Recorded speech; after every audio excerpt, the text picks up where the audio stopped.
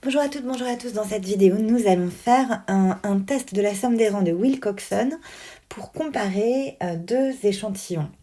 Donc, l'idée ici, c'est de comparer l'effet de deux somnifères sur la durée du sommeil. Donc, on a un somnifère A, un somnifère B. Pour le somnifère A, on a mesuré 1, 2, 3, 4, 5, 6, 7 personnes, donc la durée de leur sommeil en heures. Et puis pour B, on a 5 mesures. Et donc, on aimerait pouvoir montrer que B est plus efficace que A. Donc, qu'est-ce qu'il dit le test de Wilcoxon? Il dit que nous avons deux échantillons, donc un échantillon XB, qui vient en tout cas d'une variable aléatoire XB, et puis un qui vient d'une variable aléatoire XA, et on aimerait bien montrer en fait que A et B sont décalés, plus précisément que on a donc un delta entre les deux.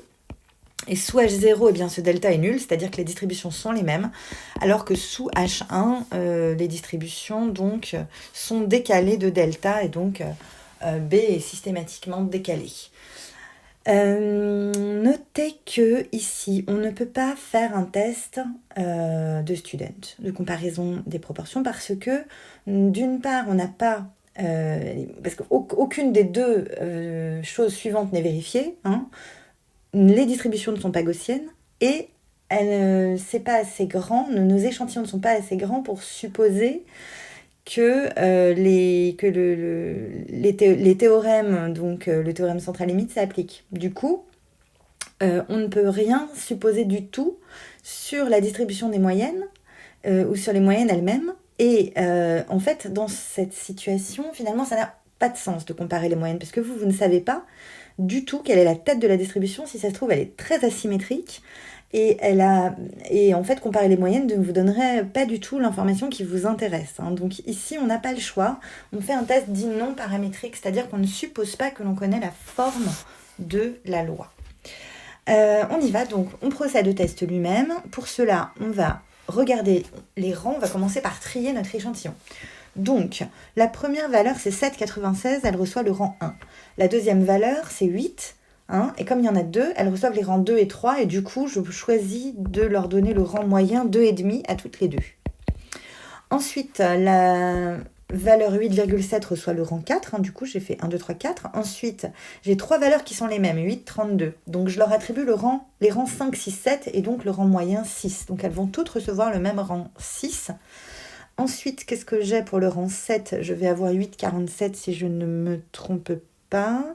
Oui, ça doit être ça. Non, pas 7 du tout, pardon. Du coup, le rang 8, puisqu'on a déjà utilisé le rang 7. Ensuite, je vais avoir ici le rang 9, 10, 11 et 12. Donc, j'arrive bien à 12, ce qui est normal puisque j'ai 12 valeurs. Ok, donc, ma statistique de test, je vais l'appeler W, c'est égal à la somme des rangs du plus petit échantillon. Et donc ici, W observé est égal à 8 plus 6 plus 11 plus 6 plus 9, ce qui fait 40. Ok, que je vais aller comparer à la table de Wilcoxon. Et l'idée, en fait, c'est imaginer que les valeurs de B soient toujours vraiment beaucoup plus grandes que celles de A systématiquement. Alors là, on s'attendrait à avoir une somme des rangs qui est très élevée. Parce que, en fait, la plus grande somme des rangs que vous puissiez obtenir pour cet échantillon, ce serait 12 plus 11 plus 10 plus 9 plus 8. C'est-à-dire qu'en fait, toutes les valeurs de B seraient à droite de celles de A. Donc ça, ce serait la plus grande possible. Mais on n'a pas besoin d'avoir la plus grande possible pour vérifier que c'est potentiellement supérieur. Donc je vais dans la table de Wilcoxon et donc là, je regarde. Alors j'ai deux niveaux de risque possibles. Donc soit je le prends en bilatéral et je regarde si c'est différent. Dans ces cas-là, je tombe sur 20,45 et du coup, je constate que 40 se trouve entre les deux. Donc 40 en tout cas n'est pas plus grand que 45. Donc comme 40 est plus petit que 45, je ne peux pas rejeter H0. Il faudrait avoir vraiment une très grande somme des rangs pour pouvoir rejeter H0. Si je veux regarder avec un niveau de risque un peu plus élevé, et si je veux regarder en tout cas juste d'un côté, alors à ce moment-là je peux prendre la table d'en dessous et je regarde aussi toujours pour... Donc N1 c'est toujours le plus petit des deux, donc 5 et 7.